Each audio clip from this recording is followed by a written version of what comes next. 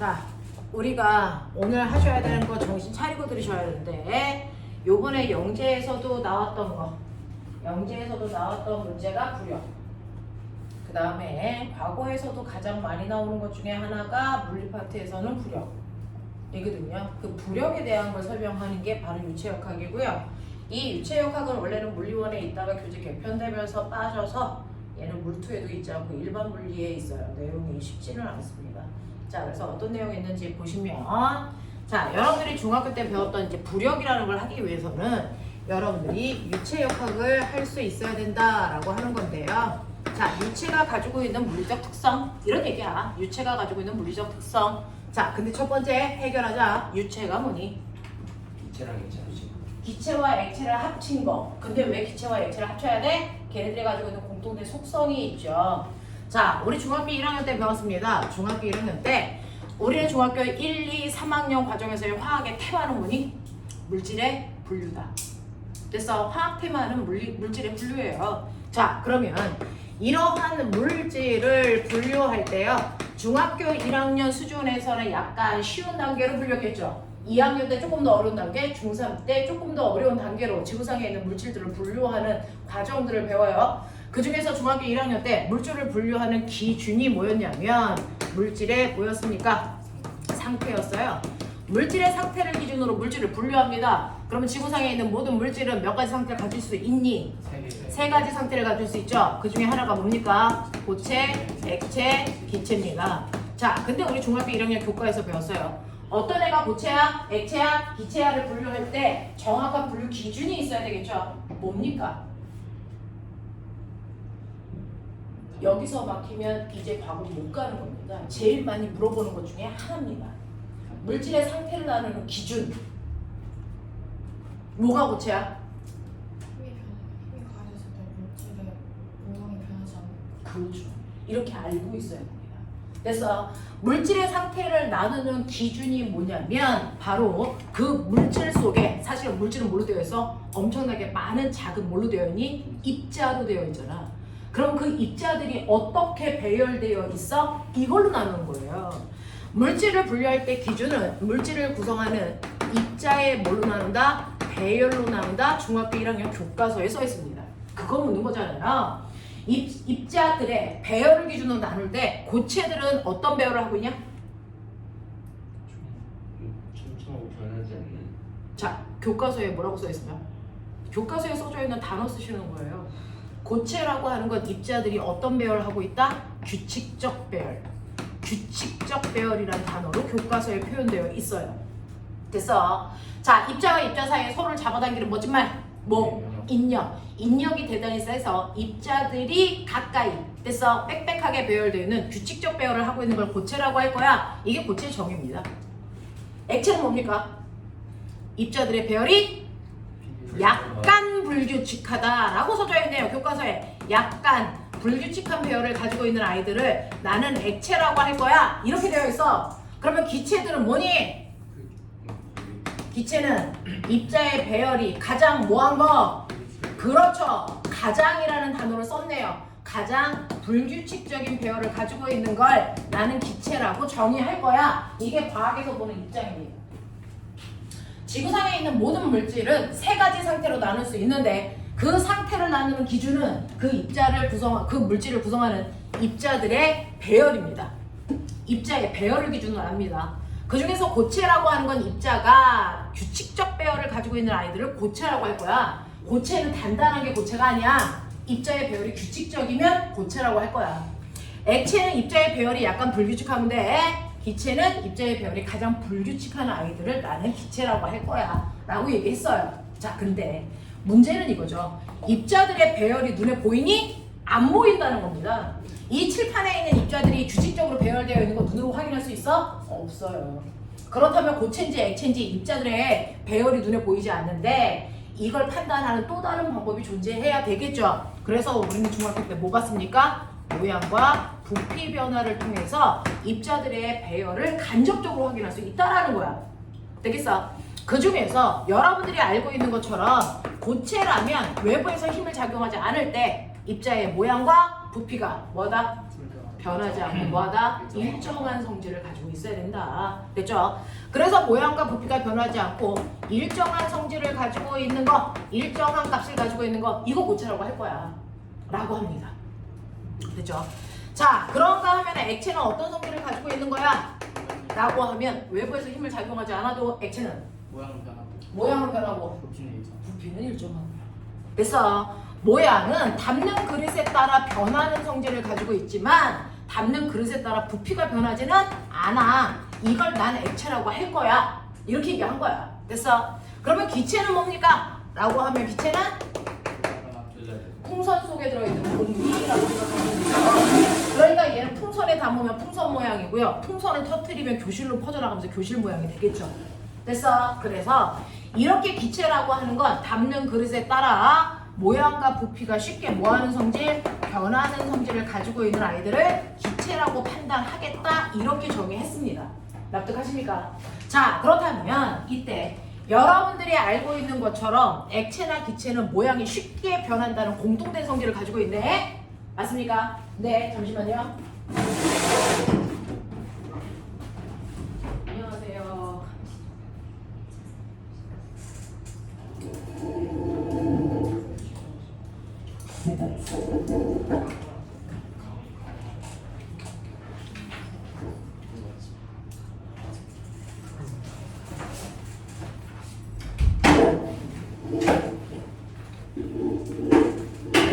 자, 그래서 모양이 쉽게 변하는 공통점을 가지고 있는 게 액체나 기체인데 우리는 과학에서 모양이 쉽게 바뀌는 걸 멋진 말로 뭐라고 하냐면 이걸 흐르는 성질이 있다라고 표현합니다. 한국말로. 흐르는 성질이 있다. 모양이 쉽게 바뀌는 걸 흐르는 성질을 가지고 있다라고 표현합니다. 다 중학교 교과서에 있었죠? 들어본 적 있어요? 우리가 중학교 1학년 때 학교를 안 가서 그렇습니다. 자, 흐르는 성질이 있다라고 표현하기로 했어. 자, 이걸 한자로 바꿀까요? 유체. 그럼 뭡니까? 흐를 유자 써서 그 아이들을 유체라고 하겠다. 이렇게 얘기한 거죠. 됐어? 그래서 여기서부터 이렇게 끌고 와 유체라는 단어가 생기는 거예요. 됐죠? 그래서 유체는 외부에 힘을 주지 않아도 물체의 모양이 쉽게 변하는 성질을 가지고 있는 아이들을 유체라고 할 거야. 그 유체인 아이들이 우리가 쉽게 얘기하는 누굴 얘기한다? 액체나 기체를 통칭해서 부르는 명칭이다 라는 겁니다. 됐어? 그래서 우리는 유체역학이라고 하는 걸 배워볼게. 그렇다면 다시 말해서 액체나 기체 속에서 나타나는 물리적 특성을 배워볼게. 이게 유체역학입니다. 됐어? 액체나 기체 속에서 나타나는 특정한 성질을 배워볼게. 이걸 유체역학이라고 하겠다라는 겁니다. 자, 그러면 유체역학은요, 액체나 기체 속에 있는 물질이 나타나는 특이한 성질, 그 성질이 어떤 성질이 있는데 라고 하는 대표적인 게 바로 뭐라는 거야? 부력이라는 겁니다. 됐어? 그렇게 해서 이제 부력으로 들어가는 건데 그 중에서 부력을 배우기 전에 여러분들이 이제 기본적으로 부력을 이해하기 위해서 알아두셔야 되는 게 있는데 우리가 알고 있는 질량이라고 하는 거요. 이거 계산할 수 있는 거라는 거 아세요? 자, 일반적으로 우리 중학교 1학년 때 질량을 측정하는 거야. 뭘로 측정합니까? 자, 뭘로 측정합니까? 양팔 저울 또는 위접시 저울로 측정해서 단위 뭐 씁니까? 킬로그램 썼죠. 됐어? 라고 하는 이 질량의 정체가 뭘까요? 질량은 뭐 때문에 생기는 값이야? 여러분 알죠? 무게는 뭐 때문에 생깁니까? 중력 때문에 생기는 거죠. 근데 무게와 질량은 다르다고 그랬어요. 왜 다른 줄 아세요? 생기는 원인이 달라요. 질량은 뭐 때문에 생기는 거다? 질량은 뭐의 크기다? 중력의 크기는 무게라고요. 질량은 무게하고 전혀 상관없어서 우주 공간에 가도 질량은 그대로 있어요. 이거 중력하고 상관없다는 거죠. 됐죠? 질량은 뭐 때문에 생기니? 질량은 뭐의 크기야? 저는 질량이 10kg예요. 5kg예요. 뭐의 크기니? 중력 아니라며. 뭐의 양? 온도도 양이고 부피도 양이야, 뭐야? 물체의 고유한 양. 그 고유한 양이 뭐에 대한 고유한 양이냐고요? 너네 배웠잖아요. 질량은 바로 뭐다? 관성의 크기다. 정신 안 차릴래? 질량은 바로 관성의 크기다 라고 말씀드렸어요. 맞냐? 네. 이 관성의 크기는 지구에 있으나 우주에 있으나 차이가 없다고요. 그래서 고유한 값이라고요. 무슨 말인지 알아? 질량이 중력 때문에 생긴다는 생각을 하고 있는 새끼가 어떻게 영재 시험을 봐, 이 새끼야. 정신 안 차려? 자, 질량은 관성의 크기를 얘기해요. 관성이라는 건 처음에 온동 상태를 유지하려는 성질이죠. 맞습니까? 그러니까 얼음판이라고 하는 건 뭐야? 열나 미끄러워. 그 얘기죠. 마찰 없어. 이런 얘기 하는 거잖아. 거기에 강호동 아저씨 앉아있어. 유치원생 앉아있어. 둘 다 정지한 상태를 유지하고 싶어. 그걸 깨려면 내가 엄청난 힘을 줘야 되잖아. 얼마만큼? 걔의 관성의 크기보다 더 큰 힘을 줘야 깰 거 아니야. 그러니 강호동 아저씨는 100kg라고 치자. 유치원생은 20kg라고 치자. 얘네들의 관성을 깨서 정지한 상태를 깨서 움직이려면 밀 때 드는 힘이 같니? 아니죠. 그래서 누가 더 큰 힘이 들까요? 강호동. 5배 더 큰 힘이 들어요. 왜? 얘 관성의 크기가 유치원생보다 5배 크니까 그걸 깨려면 5배 더 큰 힘이 들겠지 라는 얘기예요. 그래서 질량은 관성의 크기를 얘기합니다. 원래 상태를 유지하려면 관성의 크기를 얘기합니다. 그 중에서 정지한 상태의 질량을 우리가 고유 질량, 정지 질량이라고 얘기하는, 여러분들이 얘기하는 저거 값이에요. 알겠어? 이런 얘기를 하는 거야. 자, 그래서 질량은 관성의 크기를 나타내는 것이고요. 이러한 질량은 여러분들이 양팔 저울 또는 밑접시 저울로 측정했다고요. 기본에서 흔들리면 과거 못 갑니다. 차라리 물투 내용을 물어봤을 때 틀려. 중독 내용을 물어봤을 때 틀리면 그 다음 단계 질문조차도 안 해. 할 이유도 없어. 알겠어? 자, 그래서 양팔 저울로 측정하는 거고요. 단위는 킬로그램이야. 우리 이거 써요. 근데 이러한 질량은 계산할 수도 있어요. 그 계산하는 방법을 중2 때 배웠습니다. 중2 교과서에서 배웠습니다. 질량 어떻게 계산할까요? 밀도 곱하기. 그렇죠. 자, 여러분들이 알고 있는 밀도는 어떻게 계산해요? 부피분의 뭡니까? 질량이죠. 그러니 우리는 질량도 계산할 수 있죠? 어떻게 계산하면 돼요? 여기세요. 밀도 곱하기 부피입니다. 그래서 밀도 곱하기 부피입니다. 밀도를 우리가 기호로 로라고 써요. 로. 그래서 그냥 2를 길게 쓰면 돼. 그냥 한국말로 써도 돼.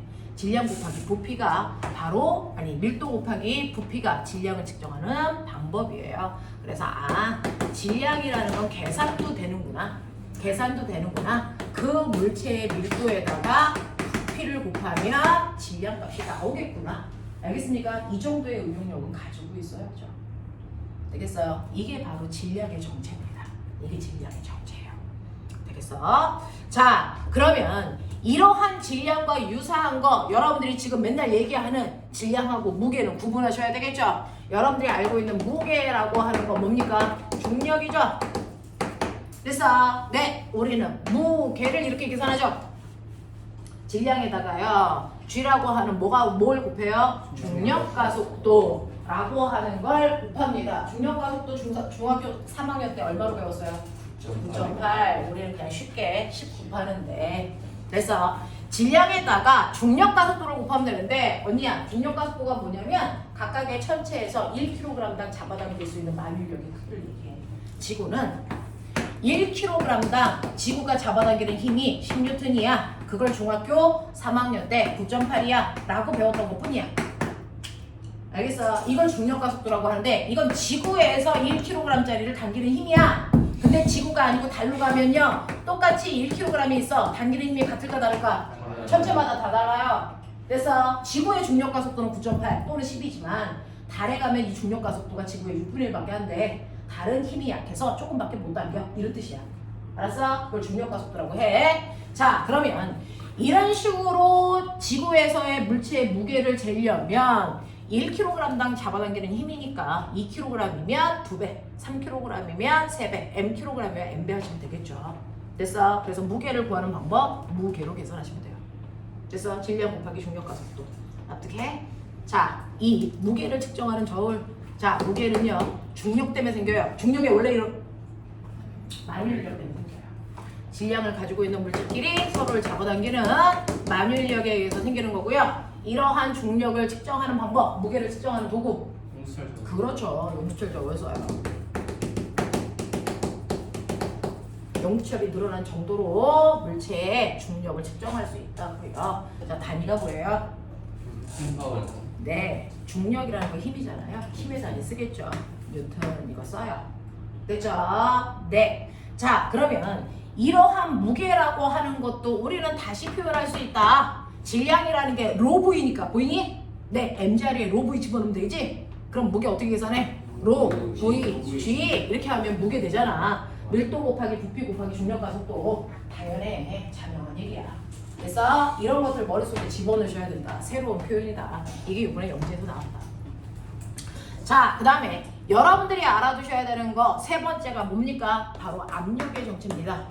요번에 배웠네요. 그래서 이 단원에서 기하하면서도 한번 했어요.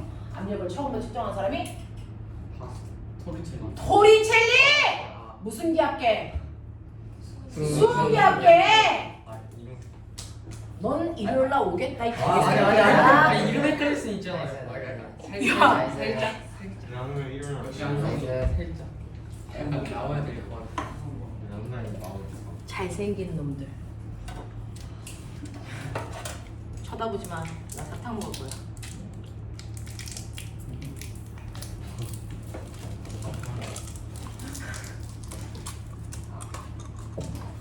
자, 압력이라는 거야. 압력이 뭡니까? 단위 면적당 작용하는 힘. 네, 단위 면적당 누르는 힘이죠. 됐어. 단위 면적당 누르는 힘이구나.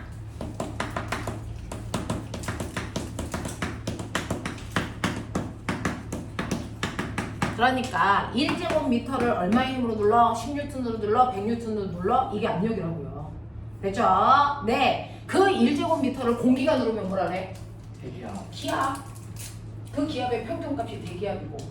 알겠어? 물이 누르면 수압. 이렇게 표현하는 거야. 됐어? 그러니 압력은 프레스 약자 P로 쓰겠죠? 기호예요, 기호. 압력은 단위 면적당 누르는 힘이야. 이렇게 하면 되죠?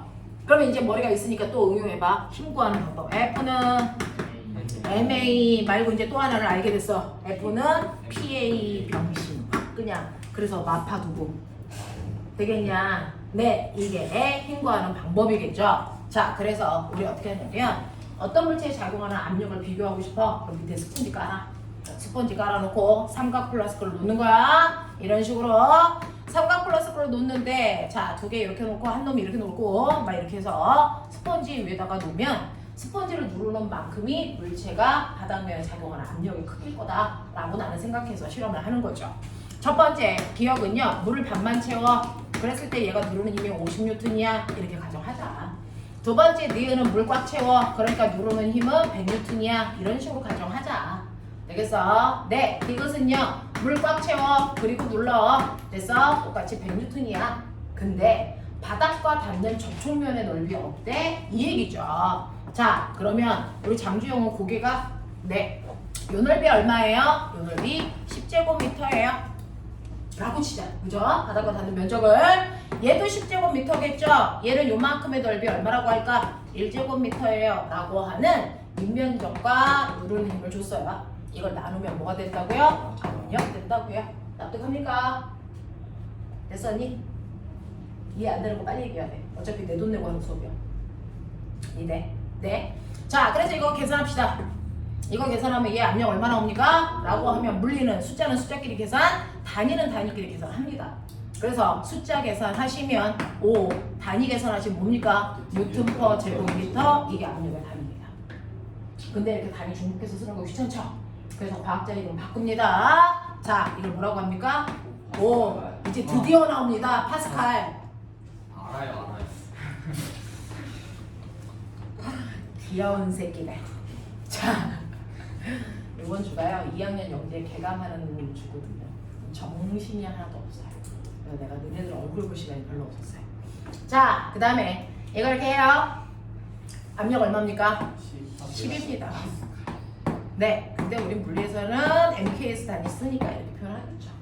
그렇죠? 네, 지구과학에서는 이렇게 쓰고요. 네. 자, 그 다음에 얘 압력 100입니다. 이렇게 쓴단 말이죠. 이게 압력의 정체야.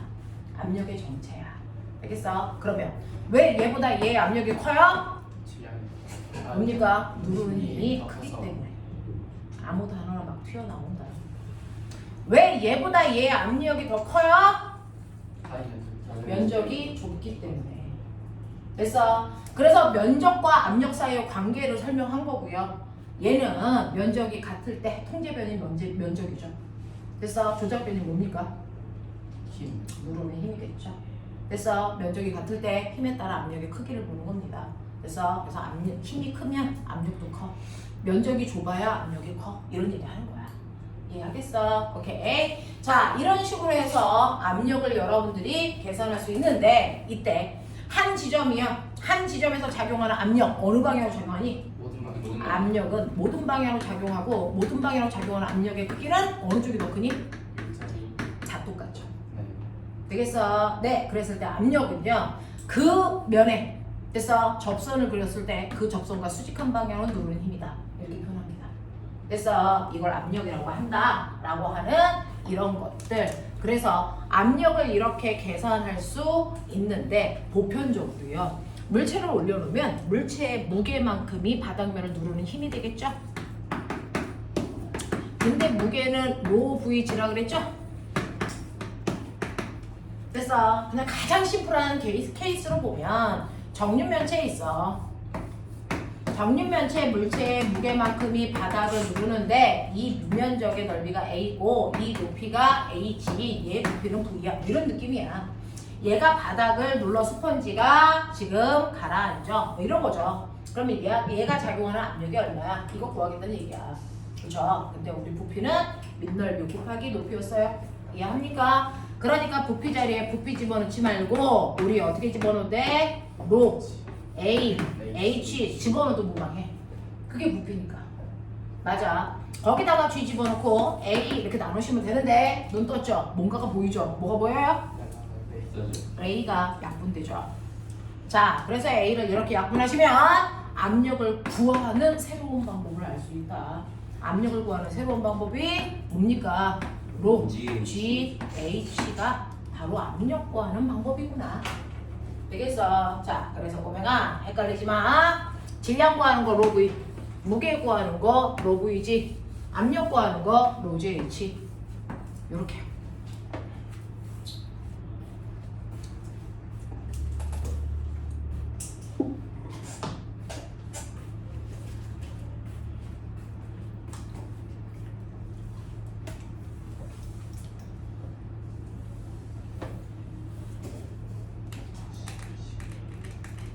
압력을 뭐라고 느껴? 압력은 힘이야. 맞지? 압력은 누르는 힘이야. 1제곱미터 안에 누르는 힘이라 압력이 크면 힘을 세게 주고 있다는 얘기야. 그래서 압력이 작으면 힘을 작게 주고 있다는 얘기야. 무슨 말인지 알겠니? 같은 면적에 작용하는 힘이다. 압력은 힘으로 생각해보면 된다. 압력에다가 면적 곱하면 주고 있는 총 힘이 나오는 거다. 그래서 압력에다가 면적을 곱하면 그 자체가 힘이야. 이런 것들 다 머릿속에 넣으셔야 돼요. 되겠습니까? 네. 자, 그래서 여기까지의 내용이 필요해. 구력을 이해하려면. 그러면 여기까지의 내용으로 우리 한번 해볼게요. 자, 이제부터 여러분들 유체 속에 있는 물체가 갖는 부력이라는 걸 실제로 끌고 가려고요.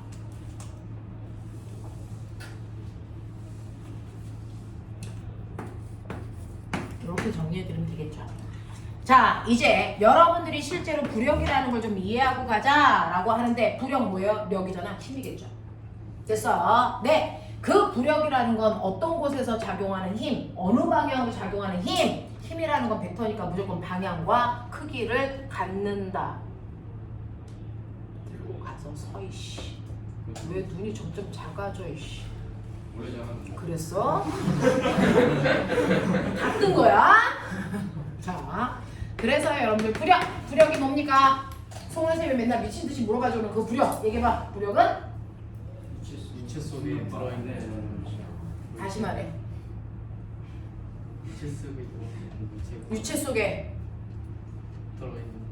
들어있는 물체가 물체가 밀도 차이 압력 차이